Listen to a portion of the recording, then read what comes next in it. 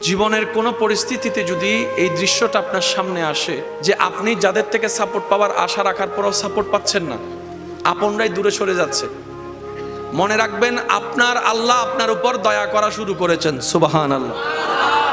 ওই বিপদ থেকে আপনি যাদের সাপোর্ট নিয়ে উঠতে চাচ্ছেন, রব চাচ্ছেন আপনাকে কেউ না করুক সাপোর্ট, আপনার আল্লাহই স্বয়ং আপনাকে সাপোর্ট করতে চাচ্ছে বলেই মানুষকে দূরে সরাই দিচ্ছে। সুবহানাল্লাহ।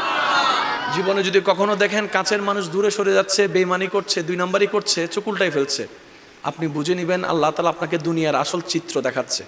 আপনি যেন বুঝতে পারেন আপনার আপন বলতে আল্লাহ ছাড়া, আপনার আপন বলতে আপনার নবী ছাড়া আসলে আর কেউ নাই, আসলে কেউ নাই, আসলে কেউ নাই।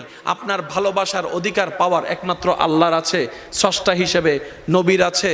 আপনার উম্মত হিসেবে আপনি ভালোবাসবেন আপনার নবীকে, আপনি আল্লাহকে ভালোবাসবেন, আপনার নবীকে ভালোবাসবেন। এই বুঝটা দেওয়ার জন্য আল্লাহ অনেক সময় দুনিয়ার এই বাস্তবতা আমাদের সামনে এনে দেয়।